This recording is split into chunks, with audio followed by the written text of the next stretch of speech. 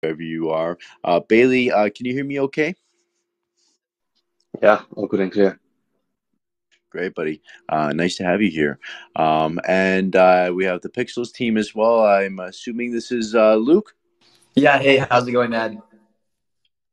It's going great, buddy. Nice to have you here on the space. Just get a couple more minutes. If everybody here could, see in the bottom right corner, leave some comments, give a like, give a retweet. Let's get your friends in here. Let's blow this space up. I'm really excited about this one today. You know, it's an important topic, especially in Web3 games, and that's retention. And really, I think we have kind of the two best people to talk about this topic today. We have Bailey, who is the director of the ecosystem at Sky Mavis and Ronin, and then we have Luke, the founder of Pixels. Looking at the recent Ronin data here, it looks like these two have retention figured out. But with that being said, I'm gonna go and give you guys some time to do an intro, starting with Bailey. Let's get a little bit about yourself here, a little bit about your direction, and how you ended up where you're at now with Ronin. Yeah, hey, thanks. Thanks for the introduction. I'm Bailey, guys. Thanks for having me on. I'm Bailey, so I cover the ecosystem at Sky Mavis, leading the Ronin ecosystem specifically. Involves, I guess, onboarding applications, games, all sorts of things, all the way to the tokens. So managing tokenomics, finding value accrual, and then most recently, I guess, we figured out our direction for Ronin, right? Is to really help games succeed. So finding users for games, that's something that our ecosystem can uniquely provide. So we have our publishing squad in-house that actually helps games like Pixels find users especially, making sure that solutions engineering support, making sure all of the things that the games might need is supported. So yeah, I think that's a quick introduction. And prior to this, I was with Defiance Capital. It's a crypto fund. I was investing in both public and private markets, especially focused on gaming. Sweet. Yeah, happy to have you here, man. Clearly, you guys you're doing something right for the Ronin team. Absolutely smashing it there. Next, I'm going to bring it over to Luke. Let's hear a bit of an introduction for yourself and how you came to creating Pixels. Hey, yeah, my name's Luke. I'm the founder of Pixels. Yeah, I've been working on Pixels for like over 2 years now, which is insane. And I've been working on like what became Pixels for even longer, like almost four at this time. I was in the virtual events and virtual spaces space before. For like 2 years before I was building out Pixels, I was kind of trying to figure out like a metaverse style solution, completely Web 2. Um, but yeah, that product wasn't really working. What we found with the previous product that we had was that when we gave people these virtual spaces, we found on topic very little retention in them. What we found is like we needed to have these virtual spaces that we gave to these users have like a bit more depth to them. And what we started doing was experimenting a ton. We started adding some game mechanics into the like virtual spaces that we had. And at the same time, we started experimenting with Web3, and like both of those things together seemed like a really convincing use case for us. And then there was general interest on my end too. I studied computer science and economics in university, and it's funny because I really thought that economics degree was going to be completely useless. Never thought I would use it. I just was really interested in it, and the Web3 side of things, like it really drew me to like just building in it because I love economics. So yeah, economics is basically the study of incentive design, and it's kind of extremely relevant for everything that we're doing here when it comes to building out incentive structures for user acquisition, for retention, like who are the right people to give these incentives to, all of that kind of stuff. So that's a bit about how I got here. Oh, that's amazing. Thanks for sharing your journey, Luke. It was quite interesting. Next, we have Jihaz. Thanks for joining, Jihaz. I wasn't sure if you're going to make it or not. I'm happy you did. Let's get a little bit of an introduction about yourself and how you became the co-founder of Axie. What's up, everybody? My name is Jiho, or Jihaz, and I'm a co-founder of Sky Mavis. We're the inventors of Axie and Ronin. Yeah, I started my Axie journey as a community member. And so I discovered CryptoKitties in late 2017 and pretty quickly believed that NFTs were going to be really important for the future of our digital lives. And I wanted to get involved. I think it felt like for my entire life, I had been waiting for a movement, a product, and some sort of leap forward that aligned with my generation, right? Like it felt like Facebook and Google and things like Apple.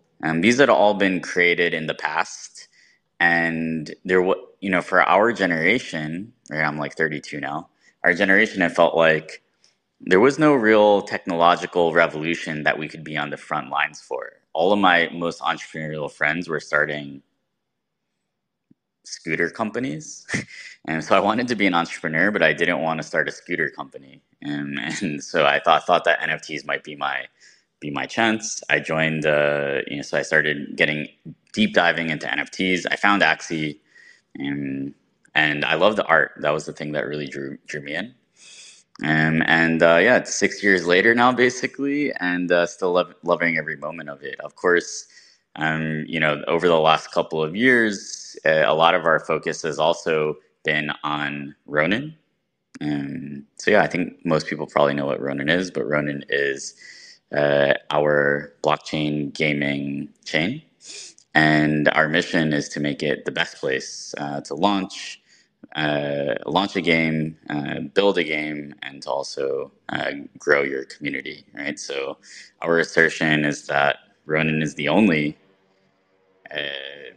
gaming chain that has a significant community, and that's really our the big thing that distinguishes us is that we can actually act as a distribution layer for the products that are using Ronin. Yeah, I mean, that's one thing that is absolutely amazing with Ronan, and that is your guys' community. Insane. I've never seen, such amazing, support and, just love from a change ecosystems community like Ronan's. It's absolutely insane. Now, going into our first questions here. I guess before we do that, everybody, if you want to leave a comment or if you have anything that you want to ask, either Jiho, Bailey, or Luke, you can leave some comments. And we'll get those going a little bit later. We're trying to aim for about a 45-minute space here, ending anywhere from 30 minutes to 40 minutes from now. Like I said, the main topic for this space today is going to be Web3 game retention and really what's the secret, right? So I know everyone here has the same goal of mass adoption and returning users, but we all have different focuses that come together to achieve this goal, right? Bailey, can you explain how you focus on retention from the Sky Mavis Ronin side? And Luke, can you do the same for Pixels? Jiho, at the end, if you have anything that you want to put in as well, that would be great. And then final question for this one is, how does Ronin and Pixels and Axie, come together to really achieve this goal of mass adoption and returning users? So first, I'm going to pass the mic over to Bailey. Yeah, cool. So just to add on maybe a little bit to what Gio's mentioned, right? So we aim to be like this distribution layer, and that really comes because we have the users. The tech is what we believe will be eventually commoditized, whether that's like a layer two, some kind of parallelized EVM chains. I think most of this will get solved. But the relationship to IPs, right? That's something that is not replaceable. So what Axie has done for many, many different gamers and people, right? Especially in the Philippines, it's not replaceable by any new game. I think that's what keeps people coming back. You get to see people looking forward to many of these like sequels and such in the AAA space. I think that's for good reason, right? Because people are attracted to the same stories they kind of grew up with, have strong experience with. So yeah, Ronin, as can be proud to say, it's the only chain with this breakout IP, right? So that's one. Secondly, I think it's really about things that we do on chain. So we recently also released something like a tedious blessing that gets people coming back, right? You have like daily quests that you actually do to get certain bonuses. So that's also another factor that drives retention. Lastly, I think something that's more invisible right now, it's actually something that we want to encourage as well. It's the reputation systems that we want to build in. So by reputation systems, I think people can sometimes confuse it for identity. But I do think that there's some distinct differences, right? Because getting someone to input sensitive identity data could be challenging. But in terms of the game, it could be things like your preferences for certain genres, certain type of gameplay, for example. So you can be somebody that's very competitive in leaderboards. You can be somebody who's just enjoying the game, farming your crops, like in Pixels. So those are different play archetypes. And I think uh, games actually look forward to having such data to target users. And we want to be able to encourage that in Ronin, right? So being able to be rewarded for the preferences you put on chain in some form, basically your asset holdings, what you engage with on chain. I think all of those things contribute to a future unspecified amount of reward. And I think that gets people working, right? So on the extreme end of this is things like airdrop farming, right? Where people spin up multiple addresses, they try to uh, let's say, do a lot of actions, trying to game some kind of airdrops. That is also another form of retention, although the value of such a user might not be good for the ecosystem in the long haul, right? So, yeah, those are, I guess, broadly three categories to think about on the ecosystem side of things. It's interesting that you bring up leaderboards as a factor for helping retention, because you're not the first person to talk to me about this. We've actually had a couple other chains discussing about games and different ecosystems for leaderboards for their users, which is very interesting. Luke, I'm passing the mic over to you. How do you work at Pixels here to really gain this mass adoption and returning users? Yeah, so with Web3 gaming, there's always a baseline of retention that I think you need. And a lot of growth in Web2 gaming is very scientific. Like, it's funny because if you're a higher level exec at a game company like, Kabam or some of the larger ones, you probably don't even look at the games half the time that you're evaluating. Clearly, these execs maybe only look at like three or four numbers: retention, user acquisition cost, which genre they build in, and then like expected value out of it, basically.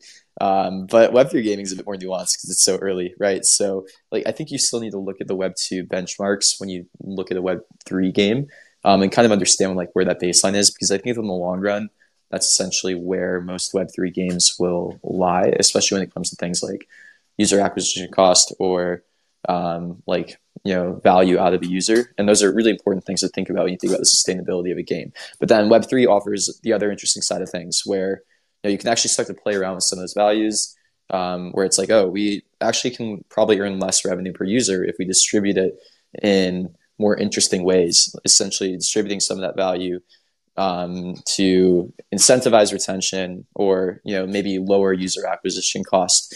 So yeah, that baseline level of the game is there, and there's this whole other metagame that we have to build out around retention or user acquisition, basically. That's a lot of what we focus on. It's like, can we create good incentive structures to help retain our best users, and our users who are actually most likely to provide value into our ecosystem? And a lot of the work that we've been doing over the last year is learning how to better identify who the good users in our ecosystem are, and who the users who we probably don't want to reward are. And that's a lot of nuance. Like in Web3 gaming, you get a whole host of new issues. Even in Web2 games, it's not talked about because there's less issues with bots at times in Web2 games. But like Web3 gaming brings a large incentive to attack ecosystems through bots, through multi-accounting, through all of these other things. So Web3 gaming only really works when you really know who your users are. And you can more accurately give out incentives to people who actually help grow the ecosystem. So yeah, it's a mix of different things like that too. We also do like a lot of look into like some of our different benchmarks. Like we know typically like if our users do certain quests inside of our game, they're much more likely to retain a lot longer, right? If they hit a certain milestone or like a certain fun experience, they're going to stay and play the game a bit more. So creating incentive structures to help users get to those milestones is something that we think about a lot.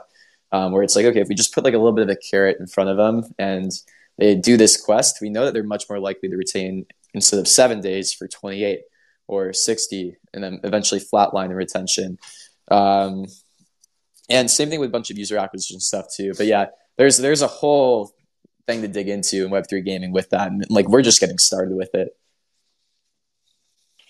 It's really interesting topics you brought up there, Luke. I think for me the most interesting one definitely is rewarding your most powerful users. I've always been talking about rewarding the whales and rewarding the users that are the most active in the ecosystem, and separating the genuine high value users from the bots, or from as Bailey talked earlier, from the airdrop farmers. It's really important. And with this, you can really drive more great, genuine users by just rewarding, the specific targeted ones. So that's great. Jiho, is there anything that you'd like to add on?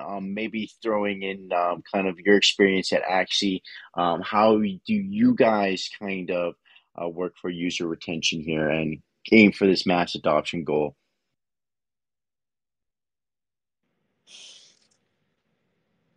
Well, I think one of the things that we did early on that was really important was doing actual user interviews and doing actual player interviews, in basically the standard way that they would teach you in any startup accelerator.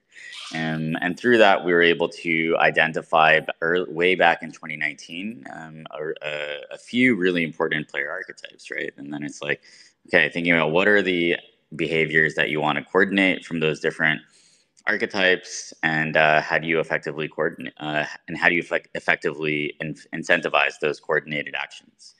And when we think about also like retention, it's like, okay, like one of the things that we see is that when you add in Web3 incentives, obviously the retention metrics can shoot up far higher than what you see in traditional gaming, right? But we also have seen that traditional retention benchmarks, right? So 40%, 30-day retention, 20%.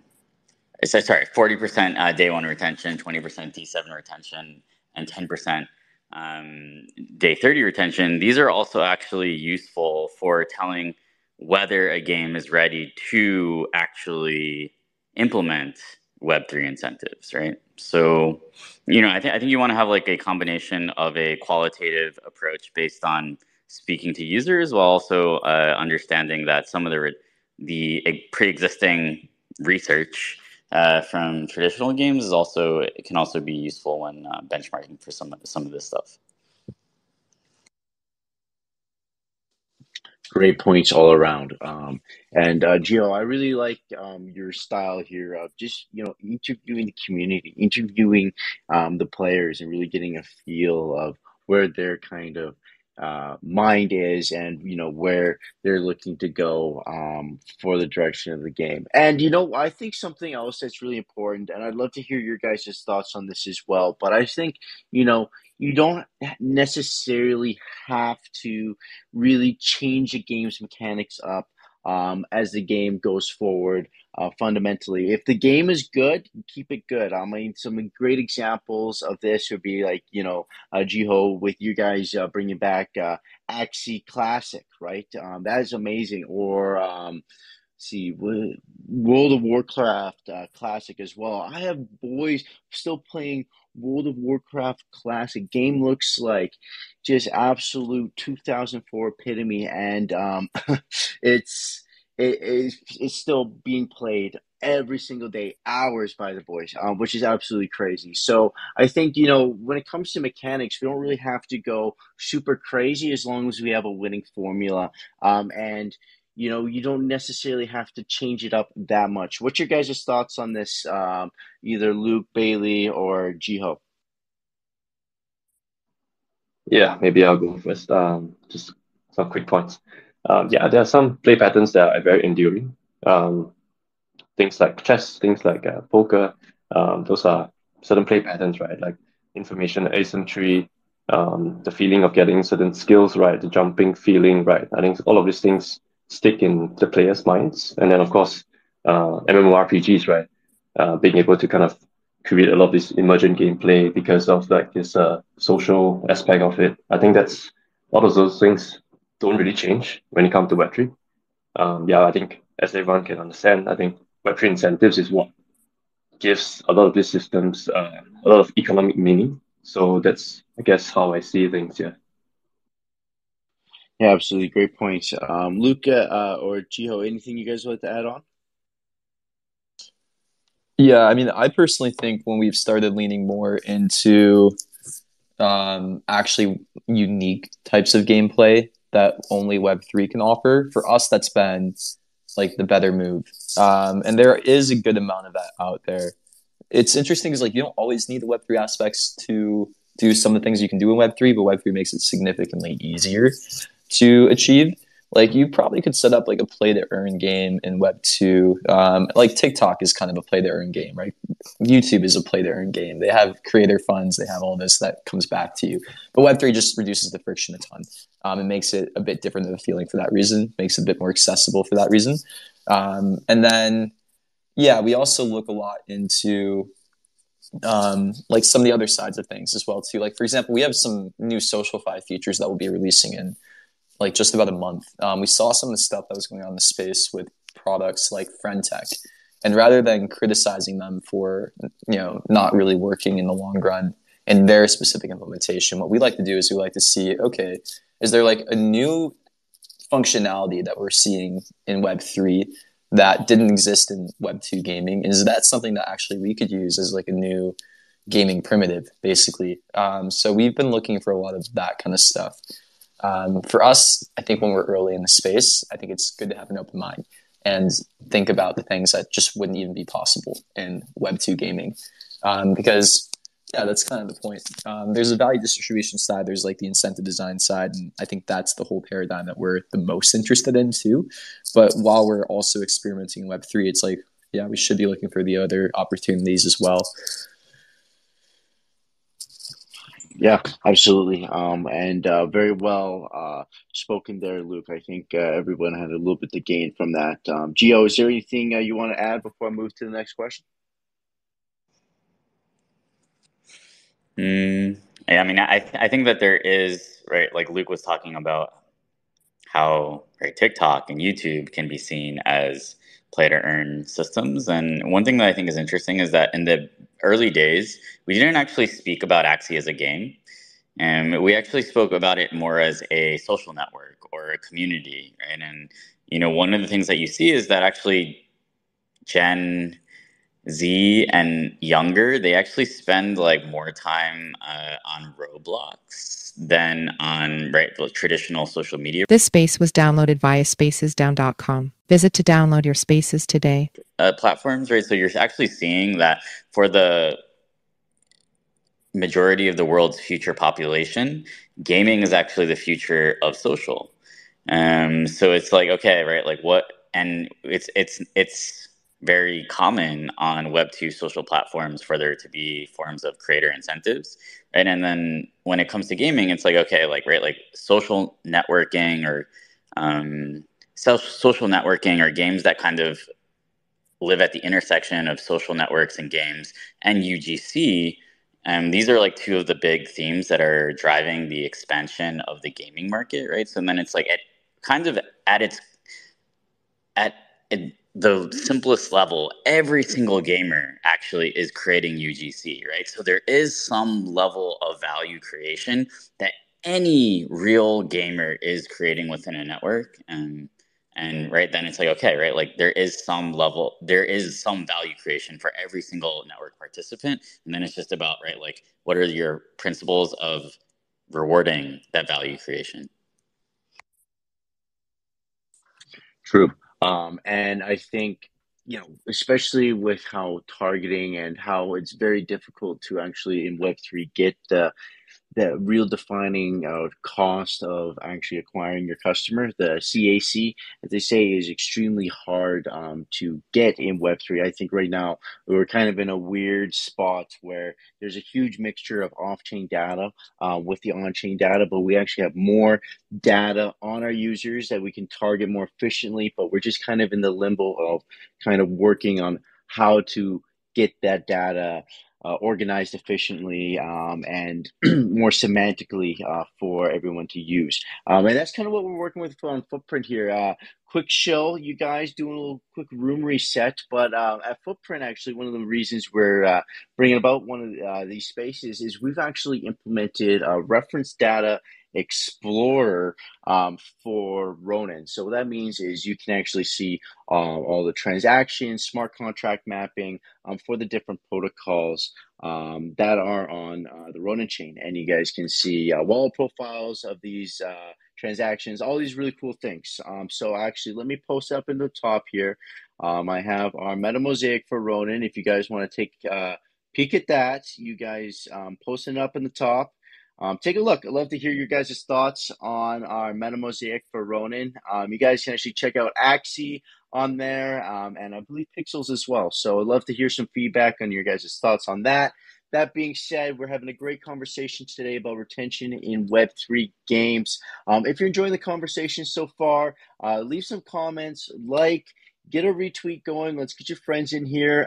And saving some time at the end of the space for any questions that you guys might have listening for either Jiho, Bailey, or Luke.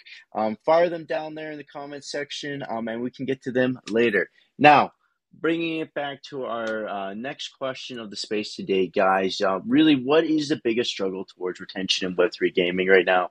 Is it the lack of targeted users through ads? Is it just lackluster games in general? Is it just the UI is too funky? What's your guys' thoughts on the biggest struggle in retention, and how are you working to solve these issues going into 2024? And for this, I'm going to pass it right over to Luke to start. I mean, yeah, my take is that Web3 games are just really, really hard to build. They're not just hard to build when it comes to the game design, and the implementation, but also the technology is still extremely difficult and kind of still hard tech. The tech is getting easier now, but it's still not easy. So games in general, something like 50% of Web2 games never even release. Something like 95% of Web2 games make no money ever. Or something, it might even be higher. It might be like 99% of Web2 games make no money ever. Something crazy. But yeah, that's kind of the reality of like gaming in general. And then you start to add in all the other components of like Web3, where it's just like it is very, very difficult to build in. And it's not even necessarily like a money problem. Like I don't think Web3 gaming is one of those areas still where more funding equates to higher likelihood of success, because there's so many different details that you need to get right to actually pull off building a good Web3 game. And it's more about, to me, iteration, speed, trying things out, because we're still kind of in a blue ocean space. Like nobody really knows it's going to work. I think the space is getting smarter and we have some better ideas now. But yeah, it's one of those areas and spaces where it's just like, okay, the right team needs to be there. Like you need to be innovative. You need to be trying new things out. And yeah, there's still like just the reality that it's difficult to build in here. So without, games actually releasing, or without like enough games in the space, I still think it's like a quality of game problem in Web3 gaming. And the fact that we're just super early. So without any of that side of things, you can't have retention. You need like the games to be there. You need like the quality of game to be there still. Absolutely, 100%. Next, I'm passing it over to Jiho. If you have any comments, about the biggest struggle towards retention of Web3 games right now, and how you're working to solve these issues going into 2024. I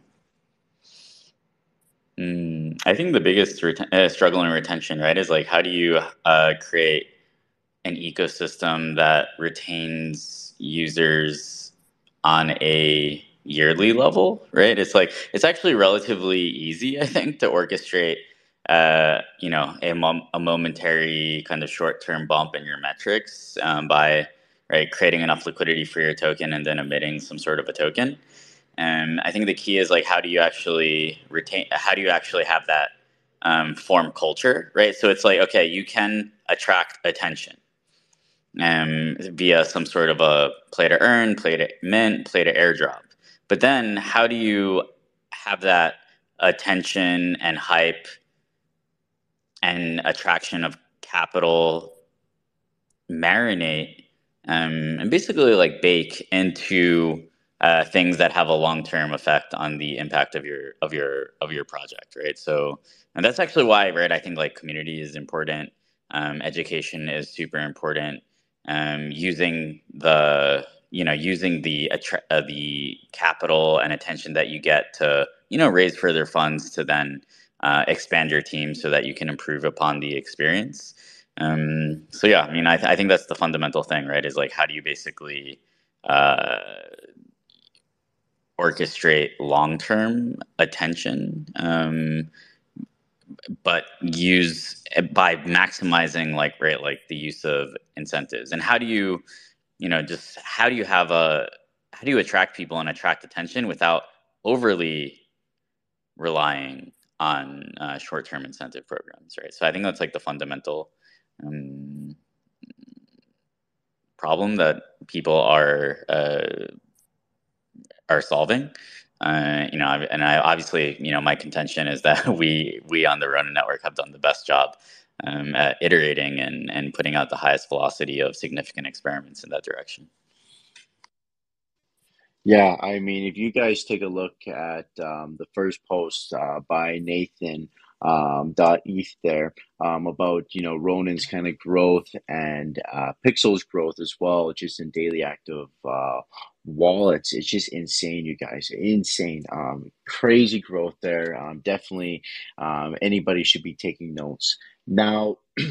I have a question regarding, community and community events, especially kind of riding off YGG's gaming summit over in the Philippines there. How important is in-person events for community for retention in your guys's thoughts here? And I'll pass it over to Luke for this one.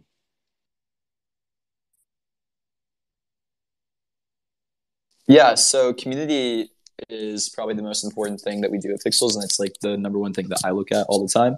And that's kind of how we got our start. Basically, sentiment and like being with the community is extremely important, especially with the Web3 ethos too. That's kind of a superpower that we get in Web3 gaming, in my opinion, where we have this group of users. You get to kind of growth hack to a set of true fans much quicker than you would in Web2 games. And to me, that's actually like the really cool part about building in Web3. A lot of Web2 games, they get built and they don't get played by anybody. The advantage that you might have with doing something like launching an NFT collection before you build a Web3 game is that it actually is an interesting way to start to build community and find like a group of people who maybe unite over a certain vibe, aesthetic, theme, all of that before you actually have something out. And then you can use that community, if you've done it in the right way, to actually help like bootstrap the social problem in a Web3 game and use it to kind of be guinea pigs, testers, all of that kind of stuff. So that's exactly what we did. Like we launched an NFT collection with like a very, very stripped back demo of our game. And we've been building with them ever since. And we still have people that basically minted our NFT and are like very active inside the community still. And this was over like 2 years ago at this point. And they're probably some of our like best and most active users. And what's cool is like, they've grown with us as well. And these are probably people that will never leave Pixels. And they've gotten to have like a front ride seat to like all the stuff that we've done too. It's like a cool experience to have, to like be with something early, to be a part of it, to be actively building with that game. If you're talking about retention, like there's nothing better you can do for retention when it comes to that kind of stuff. Yeah, absolutely. And I'm gonna pass this question next to Jiho and then Bailey. I'm especially curious on your thoughts, Jiho, on the power of in-person events for community and retention, especially, after seeing how much you're involved in the YGG summit there in the Philippines. How was seeing the community in person and interacting with the community in person? How did that affect your retention in your mind? How did that go for you? Yeah, I think that in-person events are very important in crypto, and a lot of people actually in crypto are like introverts, and especially a lot of gamers, right? So it's not something that's like, it can be actually be very overwhelming for some of our community members, but there is always something super special about being able to put a face to the Discord name or the Twitter name. So I do think that it's important. I think that when you're on the ground, it's also a good way to recruit community members and get them to double down, or to see community members that could be contributing more. One of the things that we did at YGG was we had like a booth, and I was like, okay, right, like it's better. It's for the booth. Like let's see how many Ronin wallets we can drive per day. And we actually had community members join Sky Mavis team members at that booth, right? Like working in unison. And I would say it was a really interesting learning experience, right? We learned that basically, right, one person at the booth can onboard around 100 people to the Ronin wallet per day, and that community members are actually like super effective at doing this, and they have like this really innate understanding of our products. So another thing is, actually in the early days of Axie, so I went to the first NFT NYC in 2019, and that was an event that started to get Axie some interest because we were the only NFT project that actually had community members attending the first NFT NYC. So in NFT NYC 2019, it was like basically all speakers. The speakers were the attendees, except there were like 6 people from the Axie community attending, right? And that kind of got Axie on the radar of like different investors and people attending the event. So basically, yeah, I think in-person events can be really important, but I also will say that like sometimes they're a projects only strategy, right? And I also don't think that that's not necessarily uh, the correct approach, right? So it's like kind of like I think a well balanced approach to community to in-person events is important, but like over relying on it and making that your own, your core to your distribution strategy can also be like a double-edged sword. Yeah, Imagine think 100%. of it like this, right? Like, imagine if in-person events was your key to your distribution strategy, and then COVID happens or happens again, right? Like you're in a bad spot. Another way to think about it is like, the time that the NFT space was growing the fastest was when we were all forced to stay at home, right? So actually, it's not in-person events are actually not a requirement for the NFT space to grow if you think about it like that. For me, the only real requirement for in-person events in the Web3 space is an open bar, truthfully, and some little snacks for me to nibble on for sure. But the most important one for sure is absolutely 100% having that event to have an open bar. Bailey, is there anything that you'd like to add on to this question? Yeah, yeah. Gio's has a wealth of experience. Yeah, so I'll only add on 2 things. I think physical collectibles itself, I think it's irreplaceable. I know everyone loves NFTs here, but having something physical sitting in your office, in your home, I think that's something special. So that's something physical that I think we could all use more of. And then second thing is just esports events, right? Being physically live, watching it with your friends and community, I think it's a special moment, and it sticks a lot of these memories. Right? I used to be like a Dota 2 fan. Watching the TI, I think live, I think that's always going to be like a dream, right? And always something that will stick with you. So yeah. Great points to wrap up the question. Now, I think you guys, I have one last question. Now, This one is, you guys had a huge AMA yesterday. Luke, maybe do you want to recap some of the highlights about what to expect in 2024 from the Pixel side, and the same thing for Bailey from the Ronin side, and then Jiho from the Axie side? Is there any kind of highlights that you want to throw out there for 2024? What we can expect from Ronin, from the games on Ronin? Any really exciting changes to get everybody kind of fired up going into the new year? Yeah, on the Pixel side, we're in like a pretty great spot, and I feel really lucky where we get to put a bit more resources into making the game even better.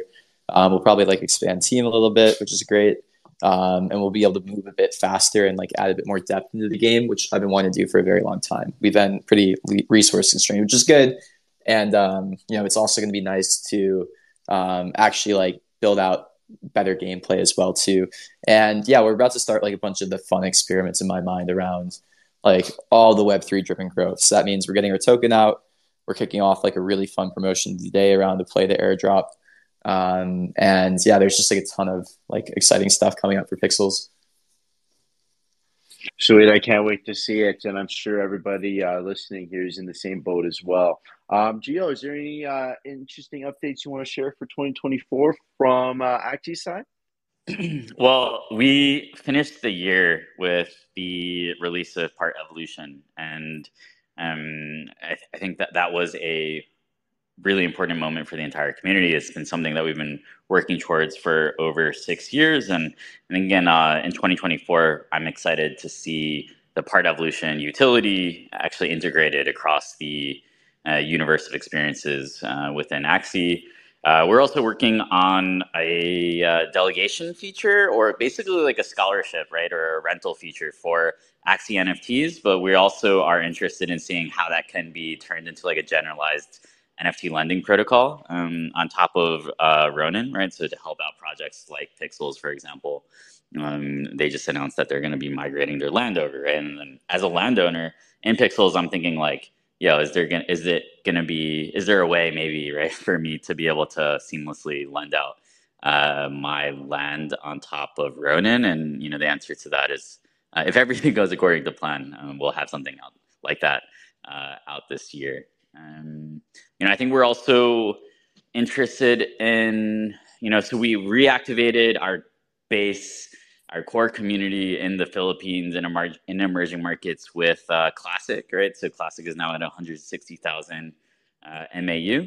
And I think we've learned a lot about how to actually tackle different markets and to build up a community in places that might be underrepresented in the rest of crypto. And so I think in 2024, one of the things we'll do is replicate that success in different markets that we haven't really focused on to this point. So, those are some tidbits, I'd say, on the Axie side of things. I think those tidbits were juicy enough. Gio, that's awesome.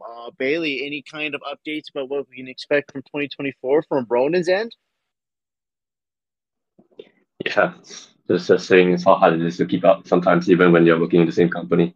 But yeah, we ended off Ronin's 2023 very strongly. All-time high MAUs, and also transaction levels, and also we looked at the 2023 as a period of putting in the right foundation in terms of infrastructure, team support, and also the games we bring on, right? So 2024 is like the time for us to kind of bring more of these games to the market, bringing the Ronin effect to more of these games.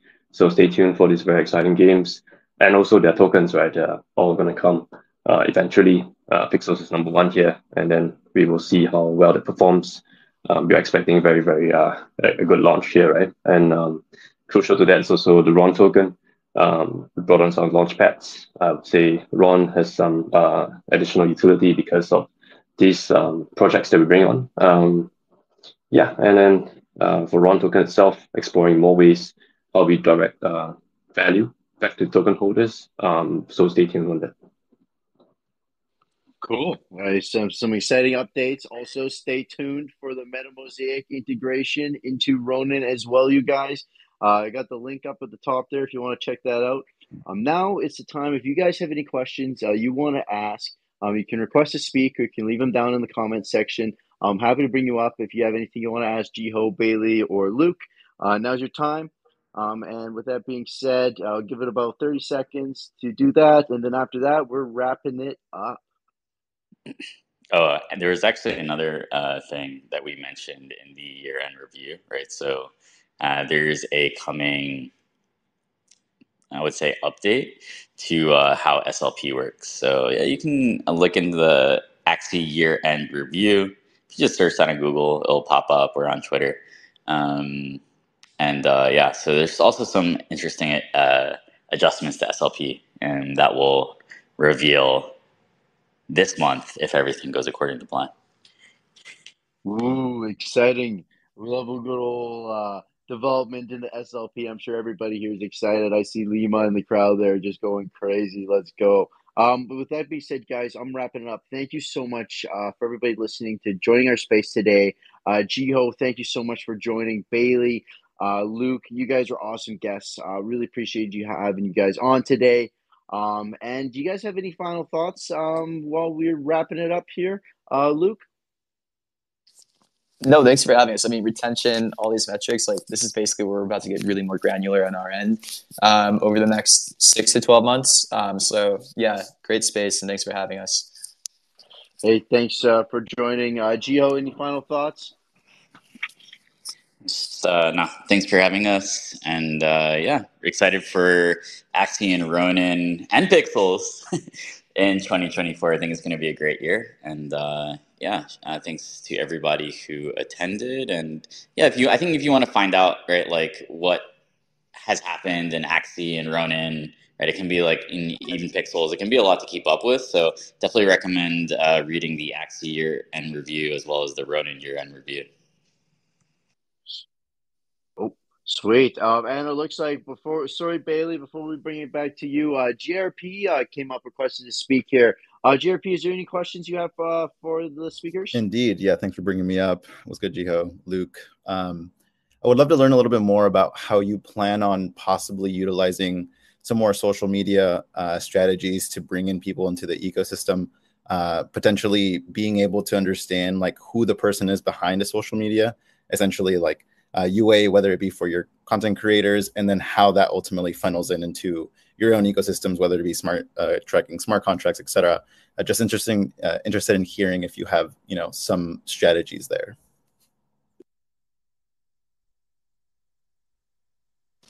Yeah, I mean, on our end, we introduced this reputation system, which is kind of that, where it's our end goal is like understanding who our users are a bit better and understanding their behavior with context inside of our ecosystem, with context outside of our ecosystem.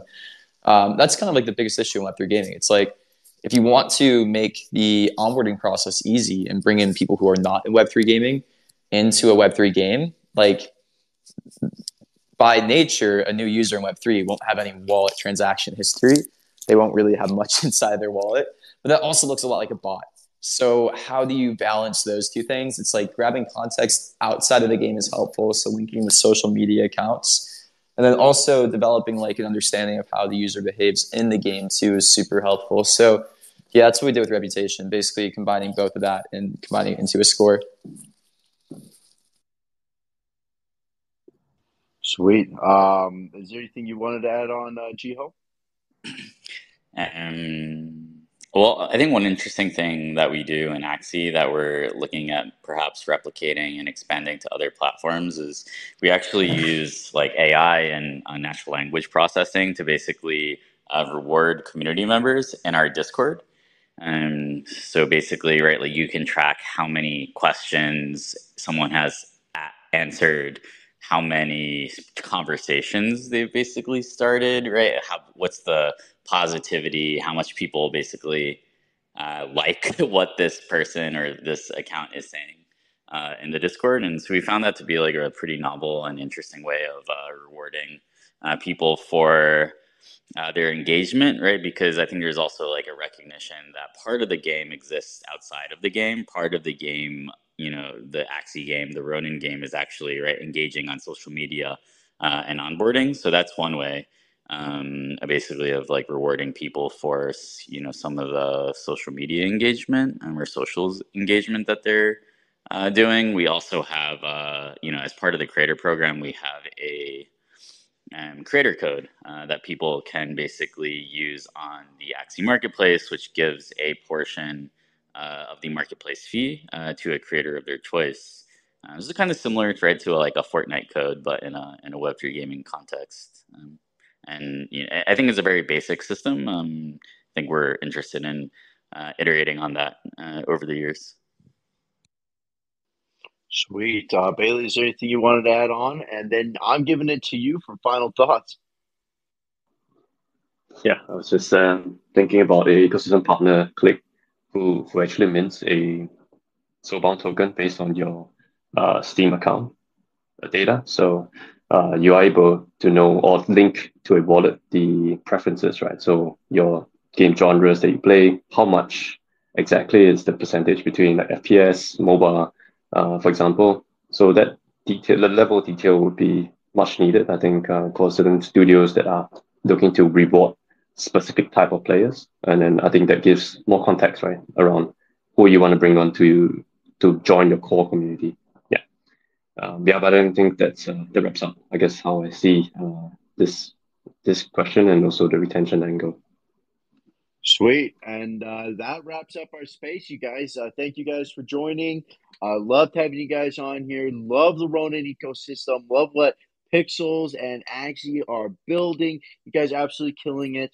With that being said, this is our first space of 2024. Expect a lot from Footprint coming up here. And we're going to get a series of spaces coming up for the next month for all of January and February. So stay tuned for that. We'll have those coming up. I'll get those announced later today.